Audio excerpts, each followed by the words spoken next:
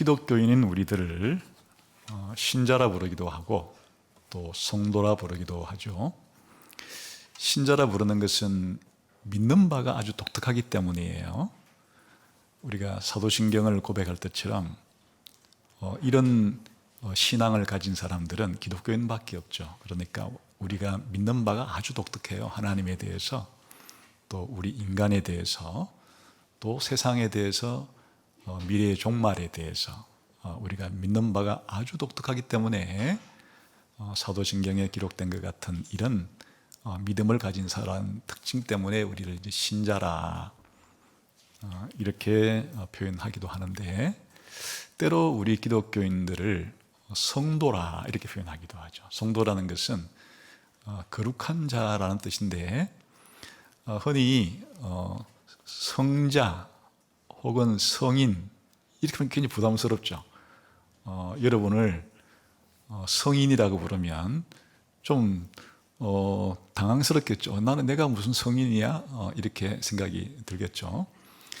이 거룩하다고 하는 것은 하나님이 우리를 세상 사람 가운데 가려서 뽑아서 이제 하나님의 사람으로 만들었다. 이게 구별의 의미가 있지만, 더 나아가서 도덕적으로 하나님을 닮은 탁월함을 가리키기도 합니다. 그래서 내가 거룩하니 너희도 거룩하라. 하나님 이렇게 우리 신자를 부를 때는 단순히 불신자와 구별됐다는 뜻만이 아니고, 하나님의 도덕적인 그런 성품을 우리도 잘 본받아서 불신자와 비교할 때 우리가 훨씬 더 도덕적으로나 윤리적으로 더 탁월한 그런 사람이 된다는 뜻이에요. 그런 면에서 이제 오늘날의 용어로 말하자 그러면 거룩한 우리들은 사실 착한 사람 이렇게 해도 좋을 거예요. 예수 믿는 사람의 특징이 착한 사람이 되어야 돼요. 불신자들이 우리와 이렇게 교제를 이렇게 하다가 우리한테 하는 말이 너하고 나하고 믿는 거는 참 다른데 참 너 착하다. 이 착하다고 하는 이런 평가를 받을 수 있어야 우리가 성도다운 그런 성도들이 되어가고 있다. 이렇게 생각해도 좋아요. 여러분이 이제 예수님을 믿은 지 얼마 되지 않았다면은 예수님 믿기 이전과 지금의 나 자신을 비교해 보면 참 내가 많이 착해졌어. 이런 생각이 들어요. 또 이제 예수님 믿은 지가 좀 몇 년이 지났다면은 내가 처음 예수님 믿을 때보다는 내가 점점 더 착해지고 있는데 이런 생각이 듭니까? 우리 예수 믿는 사람의 중요한 특징은 착한 사람이어야 해요. 좋은 사람이어야 해요. 그런 면에서 예수님을 안 믿는 사람들이 가지고 있는 기준하고 우리 예수 믿는 사람들이 가지는 그런 도덕적이고 윤리적인 기준은 좀 차원이 달라요. 예수님을 안 믿는 사람들의 기준은 하나님께서 처음 이 땅에 사람을 만드실 때 주었던 그런 이제 보편적인 도덕성이 사실은 우리가 양심이라고 부르는데 그 내장된 정도, 그리고 이제 그런 것들을 이 국가의 법으로서 만들었을 때 그런 국가가 정해놓은 법을 지킨다는 차원 그런 정도지만은 우리 기독교인들은 하나님께서 구원을 해 주었을 때 하나님이 이 성경을 통해서 우리들에게 어떻게 살아야 될지에 대한 이 기준을, 법을 제시를 해줘요. 그래서 이제 우리 기독교인들은 단순히 대한민국 국민이라면 대한민국의 국법에 따라서만 사는 차원을 넘어서서 하나님께서 이 성경 말씀을 통해서 우리에게 말씀하신 그 하나님의 법에 따라서 우리가 살아야 할 그런 책임이 있는 거죠. 그런 면에서 이제 오늘 읽은 이 로마서 12장 17절부터 21절은 주로 우리 기독교인들이 세상 사람들과 어울려서 살아갈 때 그들에게 어떤 태도와 자세를 가지고 살아가야 되는가 하는 것을 말해줘요. 근데 이제 우리가 살아가는 것은 이런 것만 있는 것은 아니죠. 로마서 12장부터는 우리 기독교인들이 세상에서 어떻게 살아가야 될까 하는 것을 이제 폭넓게 다루는데, 기본적으로 이제 1, 2절 같은 경우는 우리가 하나님께 대해서 우리의 몸을, 우리의 전체를 온전히 헌신하는, 또 하나님의 선하신 뜻을 분별하면서 살아가야 되는 책임이 있죠. 그리고 이제 3절부터 8절까지 보게 되면 교회 공동체에 대해서, 교회에 대해서 각자가 하나님께 주신 은사가 있는데 그 은사를 잘 발휘해야죠. 그래 교회란 공동체가 잘 조화롭게 유지가 되고 성장을 하는 거예요. 또 기독교인끼리, 우리 형제자매끼리 대할 때 일정한 어떤 기준을 가지고 잘 대해야 되겠죠. 그게 이제 9절부터 13절까지에 나오는 얘기인데, 14절부터는 주로 그 대상이 믿지 않는 불신자들과 어울려 살면서 불신자들에 대해서도 우리가 어떤 윤리적인 행동을 해야 되잖아요. 그런 걸 가리키는 거예요. 그래서 오늘 지금 살펴보려고 하는 것은 주로 불신자들과 우리가 접촉하면서 살아갈 때 기독교인으로서 그들을 어떻게 대해야 되겠는가 하는 그런 차원의 이야기다, 그런 겁니다. 우선 한번 17절을 읽어봅시다. 시작. 아무에게도 악을 악으로 갚지 말고 모든 사람 앞에서 선한 일을 도모하라. 불신자들이 우리 기독교인에 대해서 악을 행할 때가 있어요. 이거는 기본적으로 그 앞부분에 보게 되면 14절에 너희를 박해하는 자를 축복하라, 이런 말이 나오잖아요.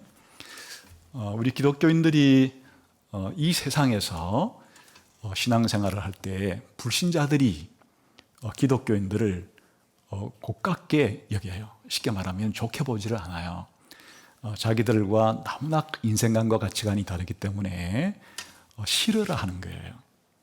우리 예수 믿는 사람들이 믿는 사도신경 같은 고백을 아주 미신적인 것이라고 치부하고, 우리 예수 믿는 사람들에 대해서 할 수만 있다면 조롱하고, 또 할 수만 있다면 박해를 하려고 하기 때문에 예수 믿는 사람들이 세상 속에서 신앙생활을 하기는 참 어려워요. 예수님께서 이렇게 말씀하신 적이 있어요. 앞으로 내가 이제 아버지께로 가게 되면은 사람들이 너희들을 잡아다가 신문도 하고 또 고문도 하고 또 때로는 투옥도 하고 또 심지어는 죽이기도 하는 이런 일들이 벌어질 거다. 왜냐하면 세상이 나를 이렇게 싫어하고 박해를 했는데 나의 종인 너희들을 왜 세상에 가만두겠느냐. 그러니까 예수를 믿고 따르는 너희들은 이 세상에서 나를 믿고 살아갈 때 박해받는 것을 이상하게 생각하지 마라. 그런 일들이 있을 것인데 그때에 이 박해를 잘 견딜 수 있도록 하는 힘을 내가 주겠다, 이렇게 말씀했지. 이제 지금부터 너희들이 나를 믿게 되면 걱정 끝이야. 지금까지는 사람들 앞에 좀 무시도 당하고 또 어려움 당했는지 모르지만은 그런 일도 예수님 믿기 전에는 나 믿기 전의 일이지, 지금부터 나를 믿게 되면은 꽃길 걷는 것처럼 너희들은 평탄대로가 펼쳐질 거야, 이렇게 약속하지 않아요. 사도 바울도 우리가 예수 믿는 이 신앙이 잘 믿으려고 하면 할수록 이 세상에서 박해를 받게 될 것이다. 우리가 하나님 나라에 들어가려고 하면 많은 환난을 겪을 것이다. 성경은 이렇게 말하는 거예요. 그러니까 여러분들이 세상에 나가서 베트콩? 옛날에는 이제 미군하고 싸울 때 땅굴을 파고 많이 싸웠기 때문에 숨어서 잘 나오지 않는 걸 옛날에는 베트콩이라 그랬는데, 우리가 세상에 나가 살 때 내가 신자라는 것을 싹 숨기고 절대 드러내지 않고 이렇게 하게 되면은 내가 박해받을 일도 없고 불신자들이 신자라는 이유 때문에 나에게 그렇게 괴롭히거나 뭐 왕따를 시키거나 이럴 일도 없을 거 아니에요? 그러나 내가 이제 당당하게 예수님을 믿는 사람이라는 것을 밝히게 되면은 반드시 어떤 모양으로든지 간에 그 형태는 좀 다르고 종류는 좀 다르지만은 불신자들이 우리에게 안 좋은 일을 그렇게 하게 되고 우리는 부당하게 예수님을 믿는다는 이유 때문에 그런 안 좋은 일을 당할 때가 많은 거예요. 그래서 불신자들이 나에게 악한 일을 할 때, 그래 네가 나한테 예수 믿는다고 이렇게 나와? 이렇게 나한테 욕도 하고 나한테 막대하는 거야? 그럼 나도 그래, 내가 뭐 모자란 게 있다고 너한테 똑같이 대갚아 줄 거야. 이런 식으로 악을 악으로 갚지 마라. 기본적으로 상대방이 나한테 잘못 부당하게 대우한다고 할 때 나도 똑같이 갚아주겠다 라고 하는 이 복수심은 사람의 본능에 속한 거예요. 우리 인간은 태어날 때부터 이 죄성을 가지고 태어나죠. 그렇기 때문에 우리 인간의 이 죄악된 본성은 이 복수하고자 하는 것은 그냥 본능이에요.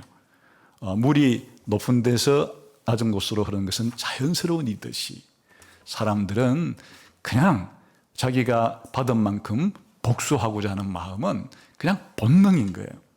그런데 우리 기독교인들은 이런 본능에 따라서 살면 안 된다. 중국 고사 가운데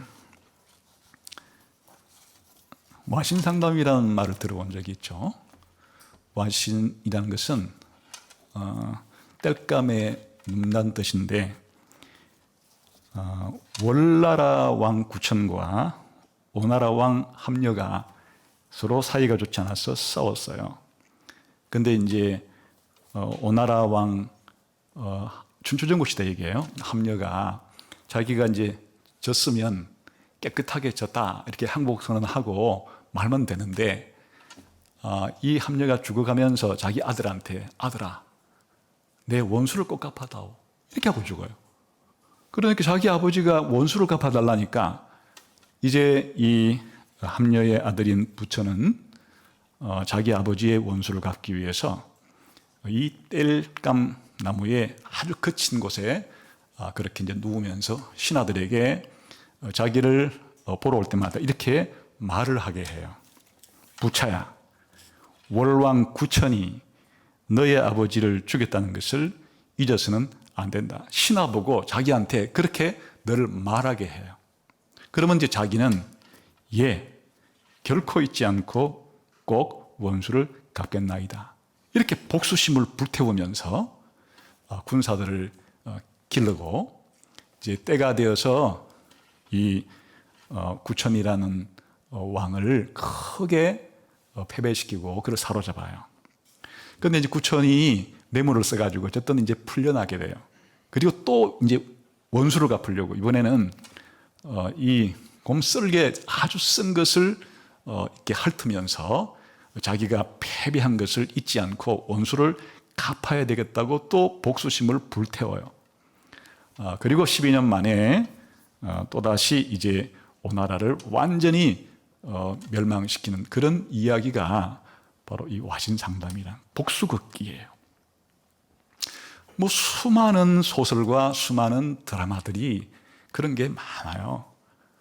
상대편의 아버지가 자기 아버지를 죽였는데 그 아들이 커가지고 자기 아버지를 죽인 원수를 죽이면 또 그 집의 아들이 또 나중에 또 커가지고 자기를 죽이고 막 이렇게 인간 사회 속에서는 이 복수의 혈전, 이 복수가 끊어지지 않는데 이게 그냥 인간들이 본성이기 때문에 이렇게 하는 거예요. 그런데 우리 기독교인들은 하나님께서 우리를 구원시켜주고 이제 독특한 거룩한 사람들로 만들었기 때문에 그런 본능대로 복수심에 불타는 사람처럼 그렇게 살아서는 안 된다. 악을 악으로 갚지 말고 더 적극적으로 그렇게 모든 사람에 대해서 선을 도모하면서 살아라. 이렇게 말하는 거예요. 적극적으로 선을 도모한다고 하는 이야기는 그냥 복수를 안 하는 소극적인 차원에서 머무는 것이 아니고 아주 적극적으로 나에게 악한 일을 하고 잘못한 일을 하는 사람에 대해서 더 잘 대해주는 걸 가르치는 거예요. 쉬운 일이 아니죠. 본능적으로 할 수 있는 일이 아니에요. 사실 이제 이런 내용들은 예수님께서 이 산상설교를 하실 때 했던 말을 사도 바울이 그 함축적인 내용들을 이런 식으로 용어를 바꾸어서 표현한 것이기도 해요. 우리 한번 예수님 말씀하신 산상설교를 한번 볼까요? 마태복음 5장에 가볼까요?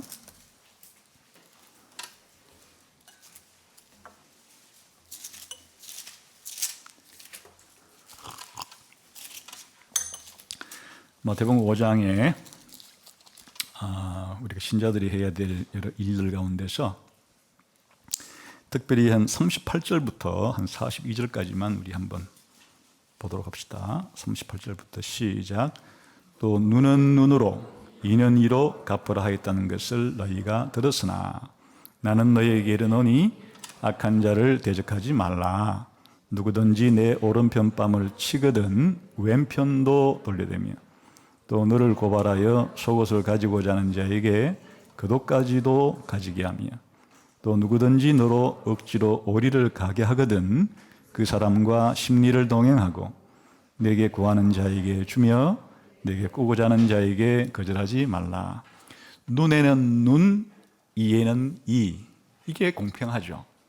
일종의 다른 사람이 나에게 악한 일을 하면 나도 악으로 일종의 되갚아서 공평하게 만드는 것.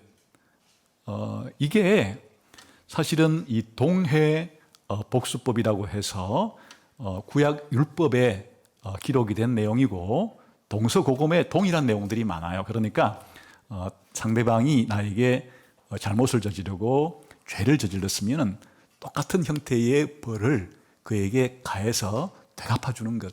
이게 사실은 공평한 일이기 때문에 이 자체가 나쁜 것은 아니에요.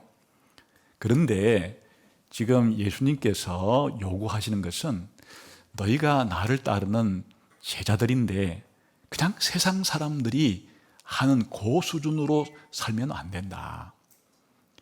나의 제자들은 내가 요구하는 더 높은 그런 기준에 의해서 삶을 살아야 된다. 그런 뜻이에요. 그래 이제 적극적으로 어떻게 삶을 살아야 되는가 하는 것인데 여기 보게 되면 누구든지 오른편 뺨을 치거든 왼편도 돌려되라. 이게 그냥 상대방에게 폭력을 가하는 행동이 아니에요. 오른손으로 그냥 쥐싸대기를 날린다 그러죠. 이렇게 상대방에게 폭력을 행사하는 식으로 치면 어느 뺨에 가겠어요? 이렇게 쳤는데 그 왼편이 타격을 받겠죠. 근데 예수님 말씀이 그냥 우연히 하신 말씀이 아니에요. 오른편 뺨을 치거든 왼편도 돌려대라. 그 오른편 뺨을 치려고 그러면 내가 왼손잡이여야 되는데 모든 사람이 왼손잡이는 아니잖아요. 그래 이게 그 사람을 타격을 가하는 그런 뜻이 아니에요. 모욕을 주기 위해서 이렇게 하는 거예요. 손등으로 툭툭 그 사람을 모욕 주는 행동을 하는 걸 가리키는 거예요. 그러니까 이제 기본적으로 상대방이 우리에게 모욕을 줄 때 우리 참을 수가 없죠. 욱 하는 마음이 생기는 거죠. 그냥 본능이 다른 상대방이 나에게 모욕을 주는데 가만히 참을 사람이 어디 있어요. 그러니까 모욕을 준 이상의 과격한 반응을 하면서 상대방에게 대들게, 이게 이제 보통 우리 사람들이 할 수 있는 수준인데 예수님 말씀은 상대방이 나한테 좀 모욕을 줄 때 욱해가지고 대들어서 같이 맞상대해서 싸워서 더 큰 모욕을 주려고 이렇게 하지 말고 그냥 참아라. 모욕을, 그게 모욕을 주고들랑 그냥 참아 넘겨라. 이렇게 적극적으로 모욕에 대해서 대응하라는 그런 뜻의 말씀이에요. 그 다음에 또 너를 고발하여 속옷을 가지고자 하는 자에게 겉옷까지도 가지게 한다. 이건 이스라엘 사람들의 문화적인 그런 풍습이 들어있는 건데 구약 시대에 이스라엘 사람들이 그렇게 이제 부자들이 아니고 평범한 사람들에게 옷이 많이 없어요. 그러니까 그냥 옷이 속옷과 겉옷이면 살아가게 되는데, 이 겉옷은 그냥 외투이기도 하지만은 그 입을 로도 쓰는 거예요. 그러니까 이제 구약 율법에 전당을 잡힐 때 이 겉옷은 전당을 잡더라도 그날로 다시 주인에게 돌려줘라. 그거 없으면 덮어서 잘 수도 없이, 그렇기 때문에 아무리 경제적으로 어려워서 다른 사람에게 빚을 주고 했더라도 요 겉옷까지는 율법으로 보장을 해준 거예요. 그런데 상대방이, 저 사람이 나한테 빚이 진 게 있어가지고 속옷 정도를 그렇게 이제 가져가려고 할 때 겉옷은 안 줘도 되는 거예요. 근데 겉옷까지도 내줘라. 이 겉옷을 내주지 않는 것은 권리에 해당이 되는 거지만, 그 자기 권리라고 너무 빡빡 우기면서 이건 내 권리니까 절대 안 돼. 이건 내 권리야. 내 권리는 나는 주장할 거야.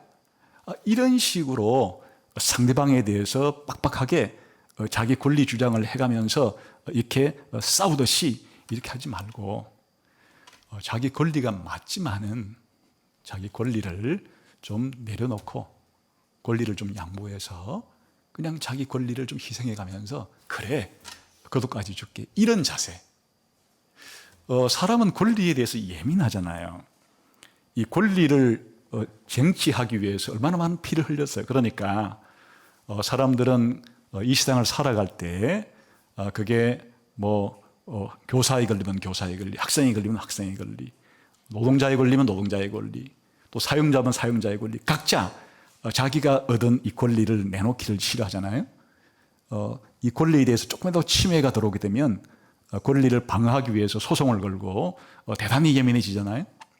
그거는 그냥 일상적으로 우리가 살아갈 때 이 세상에서 벌어지는 그런 수준의 일들인데, 지금 얘기는 우리 기독교인에 대한 얘기예요. 우리 기독교인들이 개인적으로 살아갈 때, 불신자와 더불어서 이렇게 살아갈 때 너무 자기 권리를 내 거야 라고 하면서 그렇게 피 터지듯이 지키려고 아둥바둥 그런 자세로 살지 말고, 그냥 자기 권리를 좀 양보해 주어서 그렇게 넉넉하게 그런 자세로 살아야 한다. 이 삶의 좀 자세가 좀 다르잖아요.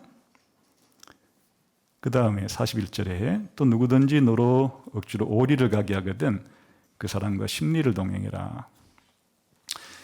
이것은 이제 로마의 식민지로 살았던 그런 것을 배경으로 하고 있는 건데, 이 지배자들은 그 땅의 백성들에 대해서 강제 동원을 할 수 있는 그런 나름대로의 이제 법이 있죠.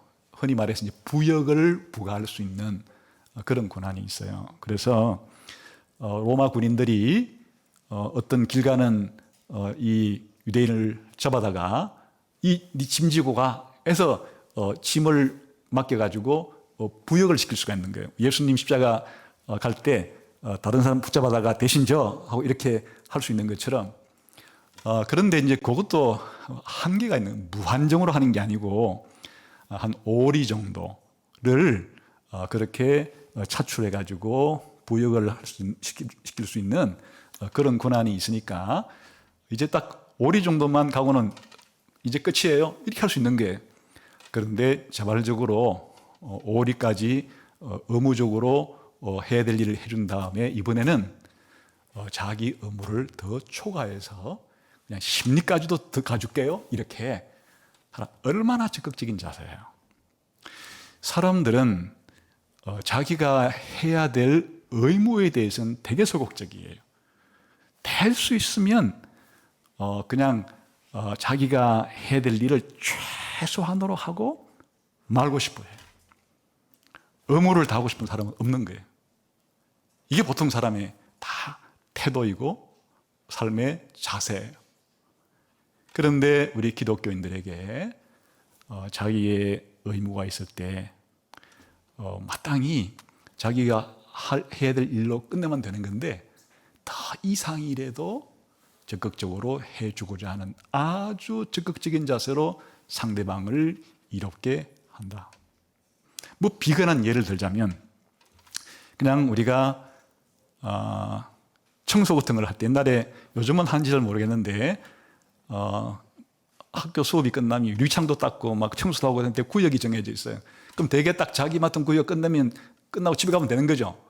그런데 옆에 있는 친구가 아직도 좀 일을 못 끝내고 청소를 못 끝냈으면 나는 내 구역은 다 끝냈어, 내 의무는 다 했어, 뭐 이러면 되는 거예요. 또 그렇게 살아가는 거예요, 보통은. 그런데 우리 기독교인의 이런 자세는 내가 한 이 의무는 이미 다 끝났지만은 좀 더 넉넉하게 다른 사람을 위해서 내가 더 해줄 수도 있는, 뭐 집 앞에 눈이 와서 눈을 치우는데 의무적으로는 그냥 자기 집 앞은 자기가 썰어야 되는 거죠. 자기가 자기 집 앞은 다 썰었는데 옆에 보니까 이웃 사람이 늦게 일어났는지 아직도 눈을 안 치웠어. 그러면은 그 나무 집 앞이지만은 그까지 다 썰어주고, 아니 보니까 뭐 동네까지 시간 다니까 다 썰어주기도 한 이런 자세를 말하는 거예요. 그냥 딱 센치로 재가지고 이웃집하고 딱 정해서 그 1cm도 안 넘어가려고 이렇게 딱 한 다음에 옆집 사람 만나면 우리 집은 정확하게 다 썰었어요? 이런 자세가 아니라고요. 그러니까 우리 기독교인이 모든 사람에 대해서 선을 도모하는 자세는 이렇게 자기 권리라고 해서 이것만을 주장해가지고 권리를 안 뺏기려고 아둥바둥하는 이런 자세라든지, 아니면 우리가 의무를 다할 때 내 그냥 의무는 여기까지니까 이 이상은 내 책임도 아니고 나는 절대로 할 수도 없어, 이런 자세가 아니라 권리에 대해서는 우리가 자기 권리를 좀 희생 하나 있더라도 다른 사람에게 유익하게 하고, 의무에 대해서는 자기가 이 정도 하면 되는 거지만은 더 다른 사람의 유익을 위해서 이렇게 살아가는 삶의 자세를 가리키는 거예요. 그런 모습이 좀 있는지 모르겠어요. 여러분이 이제 학교에 친구들이랑 살아가거나 직장에서 살아가거나 할 때, 쟤는 정확하네요, 이렇게. 정확해서 나쁠 건 없죠. 그냥 자기 권리 자기 챙기고 자기 할 거 자기가 딱 떨어지게 하는 것이 나쁠 것은 없으나 우리 기독교인의 품성으로는 어울리는 품성이 아니에요. 우리 기독교인의 그런 품성은, 기독교인의 그런 성품은 악을 악으로 갚지 않는 소극적인 차원에서 머물지를 않고 더 적극적으로 모든 사람에 대해서 선을 도모하는 이런 방식의 삶을 살아가야 한다. 이런 사람이 공동체에 몇 사람에다 끼어 있으면 그 공동체가 얼마나 이 훈기가 돌고 향기가 나겠어요. 우리 기독교인들이 불신 사회 속에 살아갈 때 비록 믿음은 다르지만은, 우리가 믿는 믿음이 독특하지만은, 이런 대인관계 속에서의 윤리와 행동에 있어서는 불신자들이 범접하기 힘든 이런 삶의 자세와 태도를 가지고 살아가야 한다, 이런 뜻인 거예요. 그 다음에 다시 로마서 12장으로 돌아와서 할 수 있거든 너희로서는 모든 사람과 더불어 화목하라. 기본적인 우리 신자들의 그런 삶의 자세는 투쟁적이 되면 안 되고 평화를 추구하는, 화목을 추구하는 이런 유형의 사람이 되어야 하는 거예요. 그런데 모든 사람과 이렇게 사실은 평화롭게 되는 것은 불가능한 거예요. 그래서 할 수 있거든. 할 수 있거든인 것이 무엇인가 하면 이 평화롭게 화목하게 지내는 것은 나 혼자 하는 일이 아니에요. 다른 사람과 함께 평화를 체결하고 다른 사람과 함께 화목하게 지내야 되는 문제이기 때문에 나와 상대방이 서로 손을 맞장구를 쳐야 이루어지는 것이 이 화목이에요. 그러니까 상대편이 나하고 화해할 생각이 전혀 없이 전투적으로 사리를 가지고 나에게 계속적으로 공격을 하고 이런 상태에서는 이런 할 수 있거든이 아니죠. 할 수가 없는 상태가 있는 거예요. 이런 객관적으로 상대방 때문에 초래되는 도저히 이 상대방 때문에 이 상황에서는 회할 수 없는 그런 객관적인 상황이 아니라면은 어지간한 우리의 일상생활 속에 대인관계 속에서 기본적으로는 나하고 성별이 다르다고 해서 또는 나하고 사상이 다르다고 해서 나하고 지역이 다르다고 해서 나하고 종교가 다르다고 해서 나하고 다른 사람은 다 적이야. 이런 식의 태도를 가지고 그냥 저 사람은 아무튼 사사건건 건수만 있으면 싸우려고 해. 싸움 딱이야. 이런 싸움 딱 같은 이런 태도는 우리 기독교인에게 어울리는 성품이 아니다. 기독교인들은 그런 사람들이 아니에요. 아까 말한 것처럼 할 수 없이 객관적으로 할 수 없는 그런 상황이 있기도 한데 그런 상황을 제외하고서는 기본적으로 평화를 추구하는 화목을 추구하는 이런 사람이 되어야 한다. 이런 사람이 있으면 공동체가 평안해지죠. 이 예수 믿는 사람들이 많이 들어가 있을수록 그 공동체가 이와 같은 평화로운 공동체가 되어야 되는 이런 일을 우리가 살아갈 때 해야 된다. 그런 뜻이 쉬운 일이 아니죠. 그 다음에 19절을 20절을 읽어봅시다. 시작. 내 사랑하는 자들아 너희가 친히 원수를 갚지 말고 하나님의 진노하심 맡기라. 이게 명령이에요. 나머지는 그냥 구약 성경을 인용하는 거예요. 읽어봅시다. 계속해서 시작. 기록되었으되 원수 갚는 것이 내게 있으니 내가 갚으리라고 주께서 말씀하시니라. 내 원수가 줄이거든 먹이고 목마르거든 마시게 하라. 그리함으로 내가 숯불을 그 머리에 쌓아놓으리라. 이제 세 번째는 원수를 친히 갚지 말고 하나님의 진노하심에 맡기라. 원수를 전혀 갚아서는 안 된다. 이건 아니에요. 무슨 말인가 하면 죄를 지었는데 절대로 죄에 대해서 벌을 주어서는 안 된다. 이런 건 아니잖아요. 죄에 대해서는 벌을 정확하게 주는 것이 공의예요. 그러니까 나에게 어떤 사람이 죄를 지었을 때 그 죄에 대해서 벌이 가해지는 것 자체가 나쁜 것은 아니고 또 그 자체를 잘못되었다고 말해서는 안 되는 것이에요. 그런데 개인 복수를 하지 말라. 그리고 하나님의 진노하심에 맡기라. 그 하나님의 진노가 이 죄에 대한 바른 심판이 하나님께 맡기지 내가 개인적으로 복수를 해서 이걸 해결하려고 하지 마라. 그런 뜻이에요. 이게 왜 이런 뜻인가 하면 사실은 이것은 기본적으로 하나님께 맡기지는 않지만 동서고금을 막론하고 개인 복수를 허용하지는 않고 전부 다 이제 어떤 사람이 죄를 지었을 때 그 사람의 죄에 대해서 누가 이것을 처리하는 거니까 국가라고 하는 기관이 사법 시스템을 통해서 그 사람의 죄를 재판하고 그 죄에 걸맞는 그런 벌을 내려야지. 자기가 판단해가지고 자기가 처벌하면 어떤 일이 생기겠어요? 사람들은 완전하지가 않아요. 모든 것을 다 알고 있지 않기 때문에 자기나 자기 가족에게 누군가 피해를 입혔을 때 그 왜 이 사람이 이런 죄를 지었는지 이런 행동을 했는지 이것들에 대한 완전한 지식이 없어요.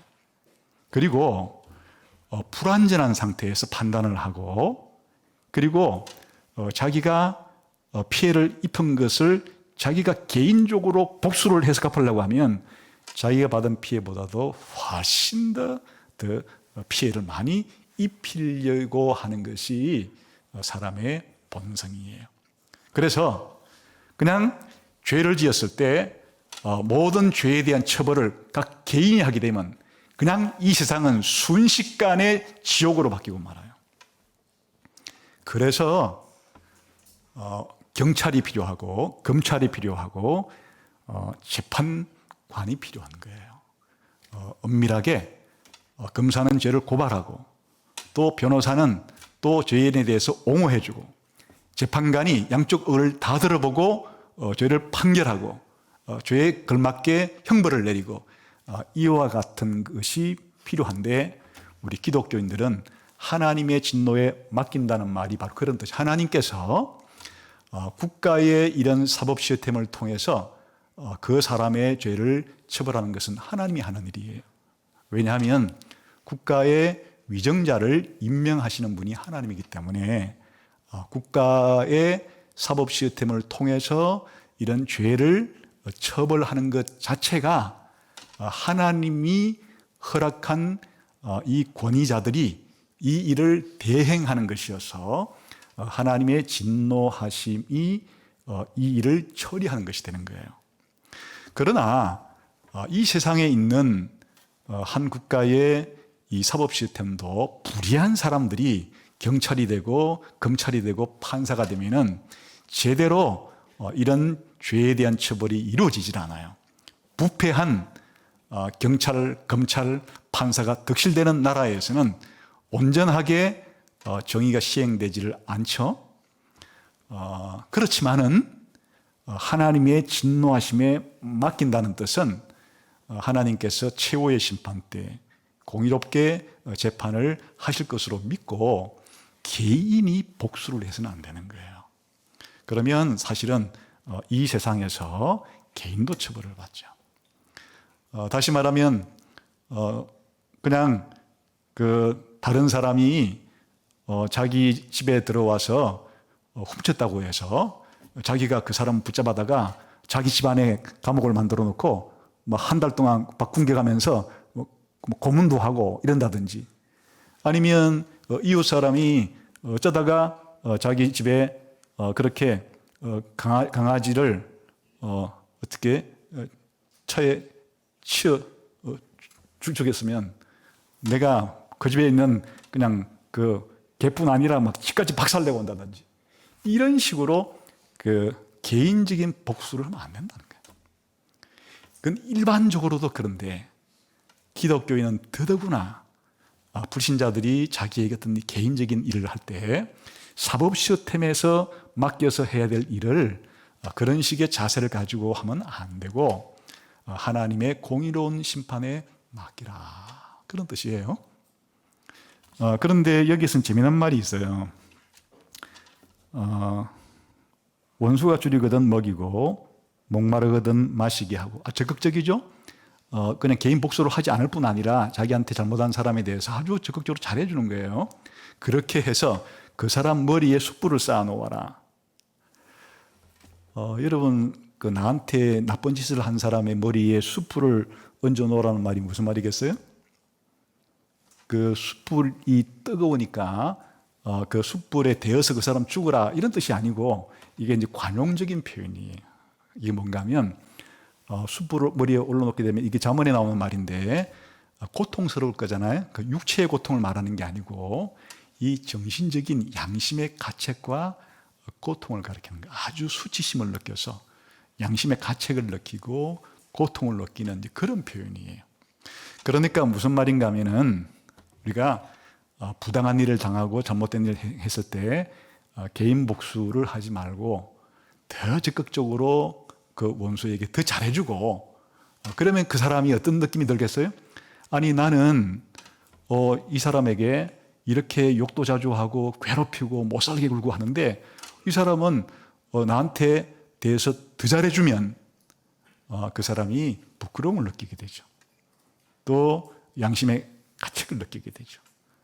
이렇게 되게 되면 혹시라도 나한테 잘못한 그 사람이 내가 하는 그 행동을 통해서 양심이 100% 완전히 마비되면 살아날 길이 없지만 어느 정도 양심의 이 부드러움이 좀 남아있으면 그 양심이 찔려가지고 죄를 회개하고 돌이킬 수도 있는 그런 가능성을 열게 되는 거예요.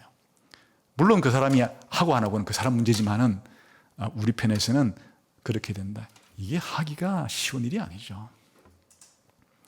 그래서 이제 마지막에 지금까지 한 이런 얘기들을 총 정리해서 말한 거 21절 읽어봅시다. 시작. 악에게 지지 말고 선으로 악을 이기라. 지금 앞에서부터 한 얘기예요. 아무에게도 악을 악으로 갚지 말고 모든 사람 앞에 선을 일을 도모하라부터 시작해서 이런 일들을 한마디로 말하면 선으로 악을 이기라, 이런 얘기인데, 어떻게 하는 게 선으로 악을 이긴다는 얘기인가? 바로 이 얘기예요. 상대방이 나에게 잘못한 일을 했을 때 같이 그 사람에게 맞대응해서 같은 잘못을 저지른 방식으로 그렇게 하지 말고, 뭐 하라 그랬어요? 그 사람이 나를 괴롭히는 인간이에요. 원수 같은 인간이에요. 그런데 배고파다 그럴 때 잘 됐네, 굶어 죽어야지, 이렇게 하는 게 아니고 내가 먹을 것 갖다 주고, 또 내 원수인데 막 그 목이 말라가지고 그렇게 할 때 잘 됐네, 가만 놔두면은 목말라 죽겠구만, 뭐 이런 식이 아니고 그 내 원수가 목말라 할 때 물을 먹여주고, 또 이 사람이 필요할 때 오히려 적극적으로 챙겨주고, 이렇게 하는 게 선으로 악을 이기는 게 되는 거예요. 왜 이런 행동 자체가 악에게 지지 않고 반대로 선으로 악을 이기는 게 되는 건가? 그것은 우리 예수 믿는 사람 속에도 악이 있어요. 우리 예수 믿는 사람 속에도 나를 괴롭히는 사람이 있을 때 꼴보기 싫죠. 꼴보기 싫고 하여튼 끈수만 있으면 내가 한번 손봐주고 싶고, 이런 생각이 예수 믿는 사람이라고 안 생기는 게 아니에요. 예수 믿는 사람 안에도 아직도 이 죄악된 본성은 그대로 세력으로서 남아있기 때문에 내 안에서 불끈 그런 것이 나온단 말이죠. 그런데 그거를 누르고 원수에 대해서 잘해주는 이런 걸 할 때 자기 안에 있는 악이, 예수 믿는 사람이 이 자기를 괴롭히는 이 원수에게 행하는 이 행동을 통해서 먼저 예수 믿는 사람, 이런 행동을 하는 사람 안에서 이런 악이 억눌러지는 거예요.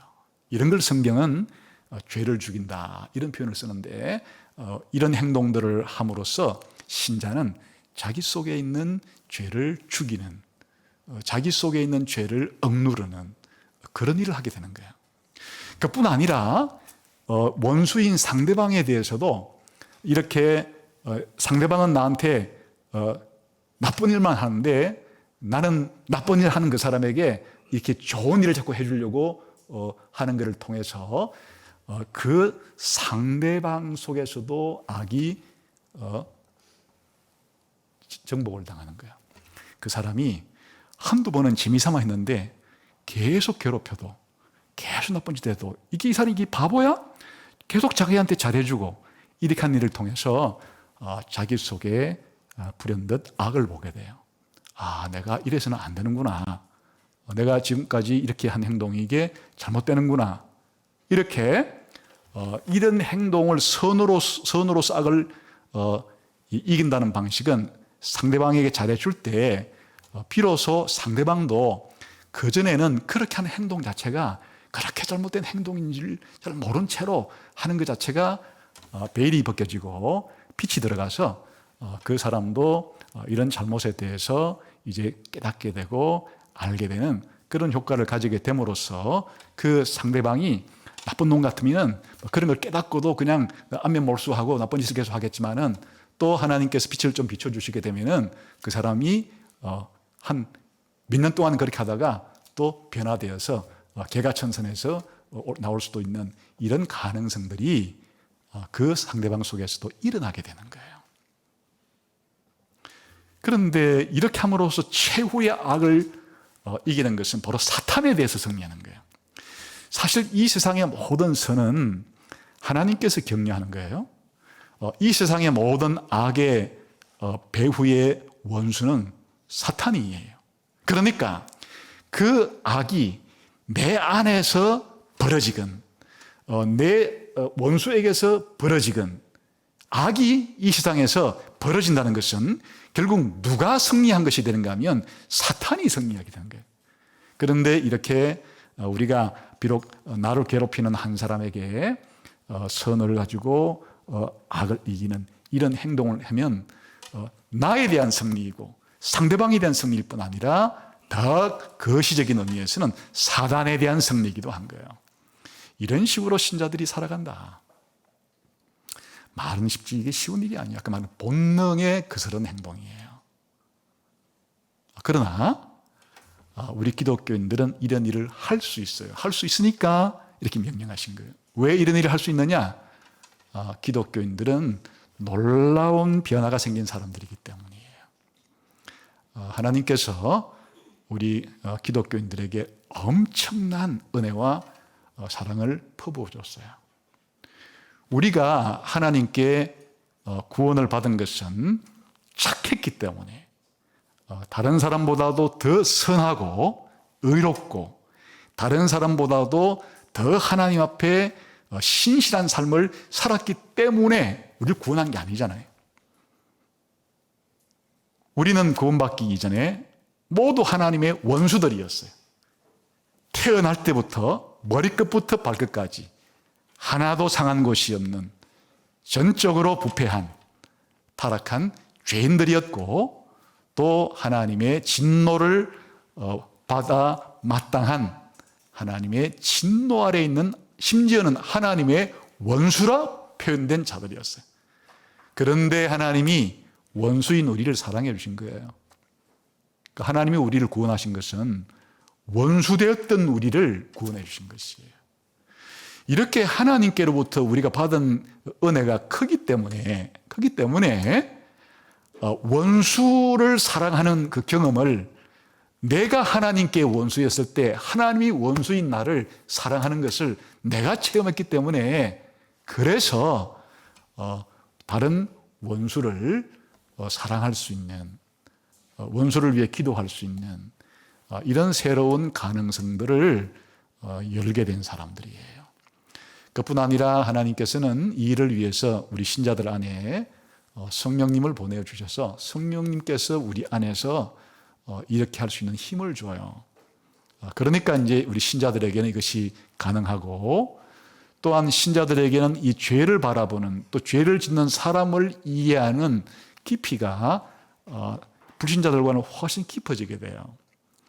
이 불신자들의 기본적인 이 죄에 대한 이해는 잘못된 행동 하나면 그 행동 하나밖에 보지는 못해요. 그런데 죄는 그 행동보다 더 뿌리 깊어서 그 사람 자체가 문제가 되어서 보통 나쁜 행동을 하게 돼요. 그런데 기독교인들은 그 나에게 잘못한 행동을 하는 사람보다 더 깊이 들어가서 그 배후에 사단이 있다는 사실을 알아요. 그래서 이 불신자들을 누가 눈을 가리고 있는가 하니까 사단이 눈을 가려서 이와 같은 사실을 보지 못하게 만들고 있어요.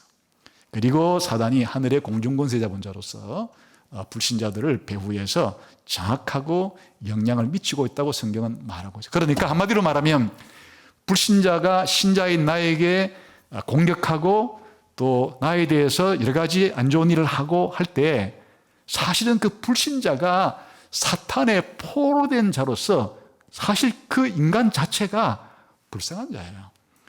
나는 이제 사단으로부터 해방이 되어서 살아계신 하나님께로 돌아왔지만은 나에게 잘못된 일을 하는 그 포악한 인간은 그 인간 자체가 사실은 악마가 아니라 그 배후에 있는 악마의 소나기에 놀아나면서도 자기가 마귀의 소나기에 놀아나는 것조차 모르고 있는 불쌍한 자라는 것을 알기 때문에 그래서 상대방이 나에게 잘못해도 그 행동 자체가 나쁜 것이기는 하지만 이 행동을 한 인간이 이 행동한 것보다 더 나빠 이렇게 나가지 않고 이런 행동을 할 수밖에 없는 이 인간 자체가 얼마나 불쌍한가 라는 생각을 할 수 있는 사람이 기독교인이에요.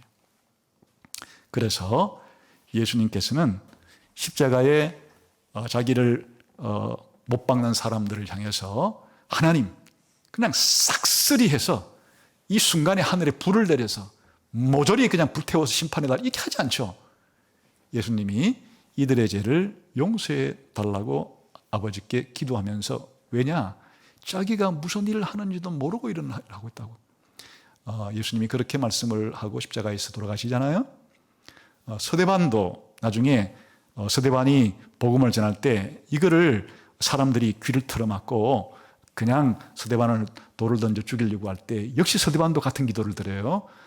예수님께 이들이 하는 자기 죄를 알지 못하기 때문에 이들의 죄를 용서해 달라고 하는, 그게 왜 그런 거 하니 이 죄를 바라보는 시각이 차원이 다르기 때문이에요. 그래서 우리 기독교인들이 이 땅에 있는 것 자체가 사실은 세상의 빛이고 세상의 소금이죠. 우리가 그렇게 살아야 되는데 여러분 자신 한번 가만히 보세요. 내가 오늘 성경 말씀처럼 기독교인으로서 불신자들과 대할 때 불신자들과 똑같이 앉으려고 같은 경쟁선상에서 다 내가 하나라도 챙겨서 내 이익을 손에 안 보고 아둥바둥 오히려 하나님 백 빌어가지고 내 이익을 지키려고 하고, 이런 식의 태도를 불신자들에게 주면 안 된다. 근데 그런 수가 많아요. 예수 믿는 사람이라 달라 이렇게 말할 두 가지가 있는데, 예수쟁이들은 따지기 좋아하고 하여튼 복잡하고, 하여튼 예수 안 믿는 우리끼리는 이렇게 싸우다가도 술 한잔 하고 이러면 해결되는데, 이놈들은 꽁해가지고 한번 맺힌 것들을 풀지도 않고, 하여튼 이런 의미로 예수 믿는 사람은 달라 이럴 수도 있고, 자기들이 탐복해서 자기들은 발꿈치도 못 따라갈 정도로 윤리적으로 우리는 이렇게 나쁜 짓도 많이 하고 안 좋은 일도 하는데도, 이 사람 도대체 이 사람은 누구야? 하늘에서 내려온 사람들이야? 어떻게 우리가 나쁜 짓을 이렇게 많이 하는데도 우리를 이렇게 잘 대해주고 나를 이렇게 끝까지 잘 대해줄 수가 있단 말이야. 예수 믿는 사람은 좀 달라. 후자의 의미로 다르다는 평가를 받아야 우리의 착한 행실을 보고 너희의 착한 행실을 보고 하늘에 계신 너희 아버지께서 영광을 받도록 하라. 오늘 우리 여수가족교회 형제 자매들이 오늘 이 사도 바울이 우리 불신자들에 대해서 신자들이 어떻게 행동을 해야 되는가에 대한 말씀을 귀담아 듣고 가슴에 잘 새겨서 본능처럼 욱 하는 반응이 나올 때 잠시 멈추고 오늘 말씀을 떠올려서 선으로 악을 이기는 것이 한두 번 하다가 완전히 여러분의 제2의 천성이 되어서 선으로 악을 이기는 게 한두 번의 행동이 아니고, 그런 부당한 일을 당할 때 여러분이 이제는 하나의 성품이 된 것처럼 그렇게 대할 수 있는 사람들이 되기를 주님의 이름으로 축원합니다. 기도하겠습니다. 하나님 아버지 감사합니다.